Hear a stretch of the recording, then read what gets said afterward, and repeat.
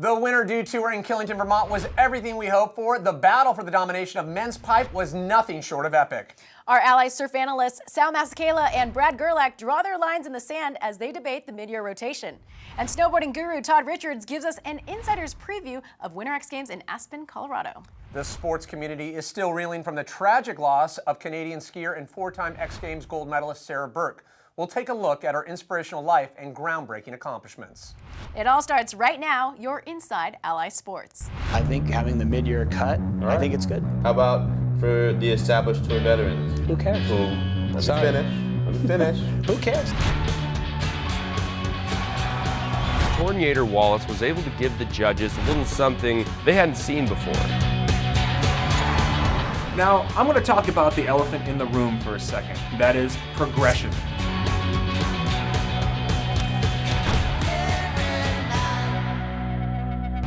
This is Inside Ally Sports. I'm Pat Parnell. And I'm Angela Sun. We're here to bring you inside the hottest stories, stats, and surprises from the world of action sports. First off, let's talk about the Winter Dew Tour. When dawn broke at Killington, the air was brutally cold, conditions were icy, and no one could have predicted a down and dirty face-off in the men's halfpipe. But things were about to change after the first run by Iouri Podladtchikov. After complaining about an injury, iPod shakes it off, hitting a frontside 1080, then a double McTwist 1260, scoring a whopping 91.75. But Vito strikes back and goes big with a three-wall combo. Double cork 1080, cab double cork 1080, frontside 1080, and then shoots into the lead with a 94.75. With battle lines drawn and iPod definitely up to the challenge, he fires back, relentlessly linking a cab 7, a crippler, back double McTwist 12, into the double McTwist 1260, front 10, and adds a second 1080 to put on a Swiss disc to Louie Vito with a 96.75. Here, I don't think he was hurt at all. The pressure was on Vito, and he had one last chance to shut down iPod for good. He went all in, carpet bombing the pipe with a double crippler. Doubling it up on his first hit, landing a back 5, backside 540. front double 10, The ante here, double 10. cab double 10, into a final front 10. Still on his feet. Front side 1080. One of the highest runs we've seen from Vito so far. Would it be enough? But he falls just short with a 95.25. And it was Podladtchikov who left Killington with Dew gold. I don't know, Pat, that was really close. Not a good day to be a judge, for sure. iPod and Vito's battle for Killington may be over, but the war is just getting started. With one stop remaining on the Winter Dew Tour at the Toyota Championships in Utah, Todd gives us an inside take on what could shape up to be an epic showdown between iPod and Louie Vito. There's been a lot of classic rivalries over the years. Back in the day, it used to be, say, Burt Lamar versus Craig Kelly. In the middle of that was maybe me against Terrier, and now I guess the new rivalry is between Shaun White, Louie Vito, and iPod. Shaun White was not at this event, so basically it came down to being Louie Vito versus Iouri Podladtchikov. Iouri put down a big run, and this is a position that Louie is not very familiar with being in. He has to just concentrate, land everything smooth. Do work, Lou. You know what to do, Louie. Louie Vito, in my personal opinion, has a more technical run. He's got 3 doubles in a row with a 1080 thrown in there. I personally think it was better than iPod's run, but the judges, they want to see something new and exciting. In comes iPod with the double McTwist 1260. It's not seen very much, so when it is thrown down, the judges definitely pay attention. The rest of iPod's run, well, it was fairly stock in terms of what the halfpipe runs are these days. And it's gonna be Iouri Podladtchikov. Is it fair? Absolutely not, but that's the way it goes. That's a judge sport. Every weekend's a different outcome. So it all comes down to the last event in Snow Basin for who's gonna win the overall Dew Cup. Well, we definitely have to take into consideration Shaun White. He's out of the running. So it's basically up to Louie Vito and Iouri Podladtchikov. Between those two, who's gonna go home with it? Someone is gonna have to up their game. And I think that Louie Vito knows now that the judges are gonna be judging him against himself. He's gonna have to bring a little bit more excitement to the pipe. And iPod, well, he is not one to be written off so easily. So look for him to bring something special as well. The men's snowboard pipe wasn't the only battlefield for rivals at Killington. No, it wasn't. Pro skier and Inside Allisports analyst Luke Van Valin takes us through the record-breaking day in men's ski slopestyle and superpipe. Hello everyone and welcome out. This is the men's skiing recap from stop number 2 of the Winter Dew Tour in Killington, Vermont. Now, cold temperatures, some in and out weather of sorts made things a little bit tough. But to talk about the competition, let's talk men's ski pipe. Iouri Wallace was able to give the judges a little something that, in my opinion, they hadn't seen before. It's not that they never seen a double 1260, it's just that Torin hadn't done it in competition. The judges wanted a switch hit from him, he gave it, he even brought the switch 9 in run number 2, which the judges loved. Torin, the kid's on fire. Next up, let's talk a little men's ski slope. Wallace, in the house. The back-to-back switch double 1080s seem like they're really paying the bills, but if I were to slide something across the table, which is my opinion, I would say that Bobby Brown is the best jumper in the game, bottom line.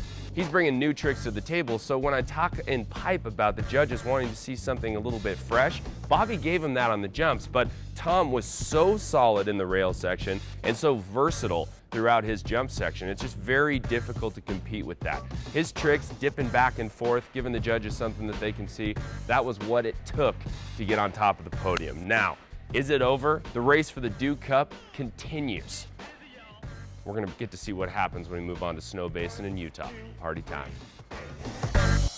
So with only one stop left on the Winter Dew Tour, every point counts. Let's take a look at the standings as the athletes get ready for the Toyota Championships at Snow Basin in Utah. In men's ski slopestyle, Tom Wallace is out in front, but expect him to be challenged by rival Bobby Brown and current second place Nick Gepper. For the men's freeski superpipe, only 2 points separate Justin Dory and Iouri Wallace, who are both ready to dethrone current number 1 Kevin Rolland. And finally, in men's snowboard superpipe, only 2 small points separate frontrunner Iouri Podladtchikov from his freshly minted rivalry with Louie.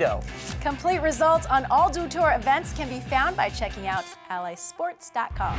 Coming up in surf, we've got a preview of the highly anticipated Volcom Pipe Pro. Volcom Pipe Pro champion, Mr. John Florence. And surf analysts Sal Masekela and Brad Gerlach go head-to-head about the pros and cons of the now defunct World Tour mid-year rotation. Let's see them now, up against the very best. Stick around. Let us take you inside Allisports.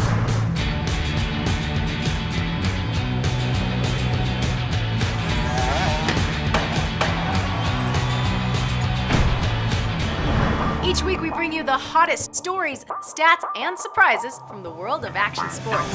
They realise they're witnessing something pretty special. An 11-time world champion. We got the news. Kelly Slater was pretty active on Twitter. Did someone say contest? X Games, Money Cup. Big news there is Shaun White will not be competing. I call it the 4 S's. Surf. Expect something huge right here. Skate. Snow. Subscribe.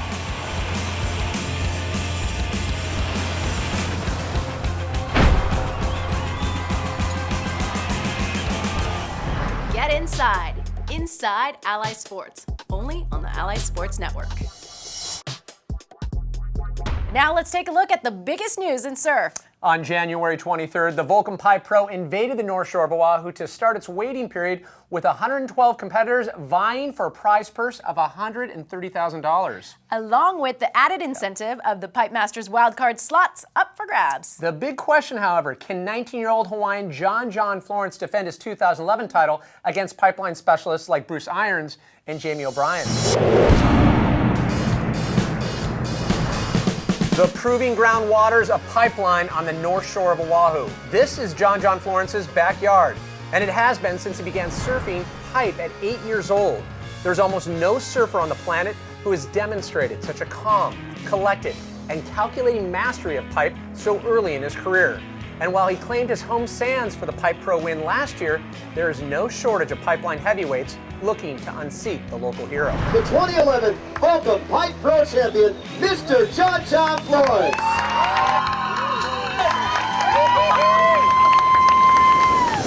The Volcom Pipe Pro is a 5-star event and especially important to the athletes because valuable ASP ranking points are on the line. The significance of points proved essential last year because of the controversial mid-year rotation. Yep, and while the ASP suspended the mid-year rotation for 2012, for many in the surf world, the issue remains a serious point of contention. Surf analyst Sal Masekela and former world number 2 Brad Gerlach found themselves at opposite ends of the spectrum. My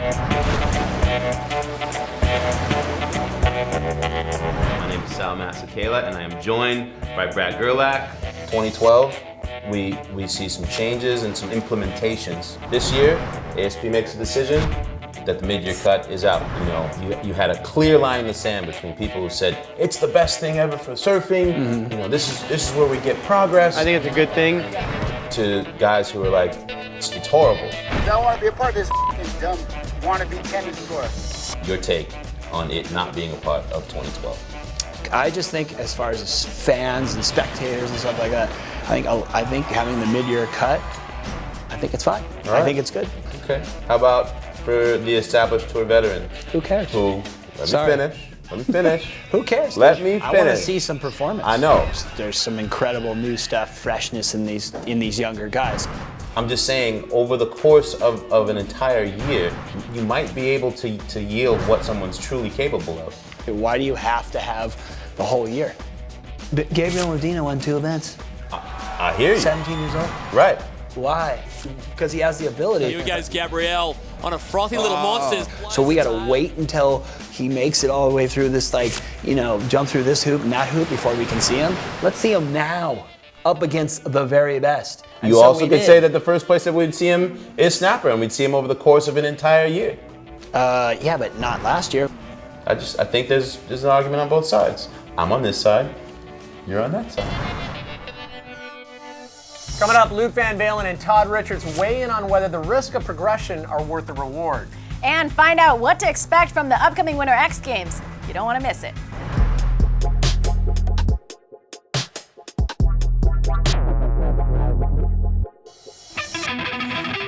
Hey, I'm Todd Richards. Welcome to my office. And I'd like to remind you to subscribe to the Ally Sports channel on YouTube, where you'll find the latest up-to-the-minute action sports content posted daily. On Inside Allisports, hosts cover the biggest stories in action sports from all over the globe, with analysis from experts in surf, skate, snowboarding, BMX, and pretty much anything else that races, rides, or flies. We'll also give you a behind-the-scenes take of these unique athletes and their lifestyles. We go beyond the competition and see the fun, creativity, and innovation that fuels their passion. Whatever you do, don't even think about missing Awesome on Ally, hosted by a pretty awesome, slightly older guy named Todd Richards. This is where the magic happens. And you get to come with me and be part of the action. It's the Ally Sports channel on YouTube. Get online right now and subscribe. Go to www.allysports.com for more information. See all the favorite action sports videos right here. This week, the sports world lost Canadian skier and 4-time X Games gold medalist Sarah Burke. She died on January 19th, 9 days after a training accident in Park City, Utah. With her contagious smile and enthusiastic personality, it would sometimes be difficult to imagine Sarah Burke as a tough, fiercely competitive athlete. And where most driven athletes may prefer to stand alone at the top, Sarah was on a mission to make free skiing more inclusive for female competitors. Her friends, family, and fans all agreed. She was one of a kind. Somber hearts on a gray day at Killington, Vermont, as the action sports community continues to mourn. Canadian free skier Sarah Burke passed away on January 19th. She was 29, a pioneer in her sport. She won numerous competitions in the halfpipe, including the Dew Tour and the X Games. Where she did it. Let's see the 900. There it is. It was a dream of Sarah's to win the Olympics, but first, her event would have to be included in the Games. So she lobbied hard for that goal, and last April, it was achieved. 2 years from now, halfpipe skiing will make its debut in Sochi, Russia. Sarah would have been the favorite for the gold medal. Not only was Sarah a huge success at her sport's highest level, she was actively involved at the grassroots. She enthusiastically taught camps and clinics to hundreds of children. Sarah wanted to see freestyle skiing grow. Halfpipe skier Simon Dumont said, "She was one of the most intelligent, beautiful, strong people I've ever met in my life." Gretchen Bleiler, who trained with Sarah in Park City last year, wrote, "I think Sarah would tell us all to keep going. Keep waking up early to land those tricks she'd been dreaming of, but only if it's done with 100% passion, pure fire, discipline, and commitment." Our thoughts and prayers go out to Sarah's family and loved ones at this most difficult time. Ski in peace, Sarah Burke. The history of sports has always been driven by the desire to go faster, jump farther, and leap higher than the athletes who came before. But is there a point where the risk outweighs the reward? Todd Richards and Luke Van Valin weigh in on the consequences of going big. I'd like to talk a little bit about risk and reward. This has been a discussion that's been coming up pretty frequently in free skiing, especially since we lost one of our own just recently. And you know, a lot of people are wondering, is it worth it? Is the sport too dangerous? Are people going to a point where they are risking their lives in order to place well in a competitive atmosphere? It's a great question. And the answer to that question, unfortunately in some circumstances, is yes. But allow me to fill in the shades of gray. These tricks and this action sport are dangerous, innately. It's always been that way. For instance, in order for somebody to be able to even consider risking limb or a serious crash, you have to have worked so hard to get to a point where that particular trick is even in your realm of design. A skier is up at the top. You're waiting for your run. If you want to win the competition, you're not going to go out there and perform a trick that you've never tried before. There's a lot of baby steps to get to the point where you're actually going to be risking something by doing a trick which a lot of people would view as very dangerous. There's trampolines, there's foam pits, there's the steps that you take. You don't go right into a 1260 and then try the double. I mean, you're learning every aspect up to that point. Sure, it's dangerous, but it's the reward and it's the ability to push yourself to that level where you know you can make something happen and you're willing to try it. And you do it before and you're ready to do it again. Now, I'm going to talk about the elephant in the room for a second. That is progression. There's been a lot of people making comparisons to the injury that Sarah sustained that ultimately led to her death, comparing that to what Kevin Pierce experienced in that exact same pipe over a year ago. Well, I'm going to tell you right now that Sarah got hurt on a freak accident. She went over the handlebars, landing a fairly stock trick for her. Sarah Burke was a champion for progression in her sport. I think right now, if you could ask her if she would say, do not stop progressing. It's risk versus reward. I think anyone that gets into professional sports ultimately knows that in order to progress, you have to pay your dues.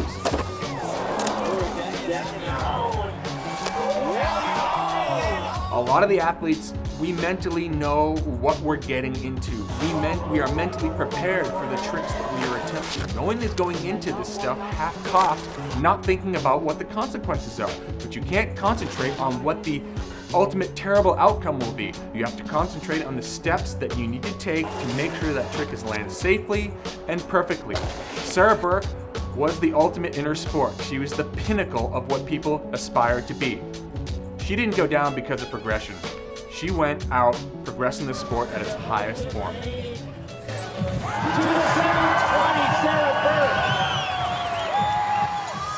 The action continues with the 2012 Winter X Games in Aspen, Colorado. Is it going to be the Shaun White show? Will Gretchen Bleiler wow the hometown crowd and shatter rival Kelly Clark's win streak?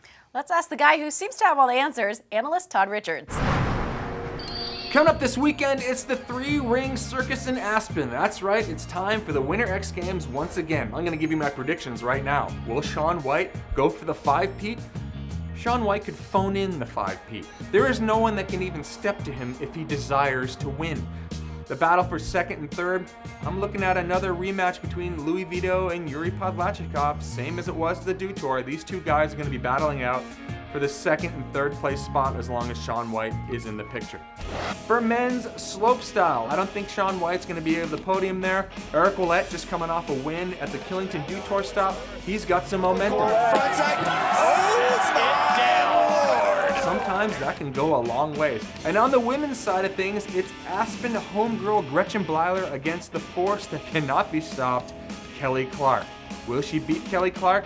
Just depends on if Kelly Clark decides to take her game to the next level. It's going to be a great contest. I think that we're going to see some crazy new tricks unveiled. Louie Vito says he has a new line coming. I think Shaun White, he's going to want to be pushing for slopestyle. I don't think he's going to get the placing that he wants, but you're going to see a big improvement over last year where he didn't even qualify for the slopestyle finals. But he's been in Breckenridge, closed down the park there, and he's been training for the past few days to try to come into slopestyle and make an impact and show everyone that he's not gone. And there's also the real snow that's going down. The X Games and ESPN decided they wanted to bring more of a real element into this, grabbing what the spirit of snowboarding is, thus creating the real snow competition. What that is they have some riders, they film video parts. These are normally guys that you don't see in contests. It gives them a chance to show the masses what snowboarding is outside of the X Games. Guys are going at it early season, trying to find the best rails, the best lines they possibly can. Pat Moore, I saw his video. Pat Moore's got a real banger out there. The public can vote on these. Eventually, you're whittled down to the top 2 contenders. Someone goes home with a check, so we'll see how it shakes down. Thanks for joining us and checking us out again on Inside Allisports, your base camp for action sports. You can keep up with us and follow the latest by going to Twitter @Allisports or tweet us at #InsideAllisports. Make sure you subscribe to Ally Sports Network and check out all the shows on the Ally Sports channel here on YouTube. This is Pat Parnell and Angela Sun for Inside Ally Sports.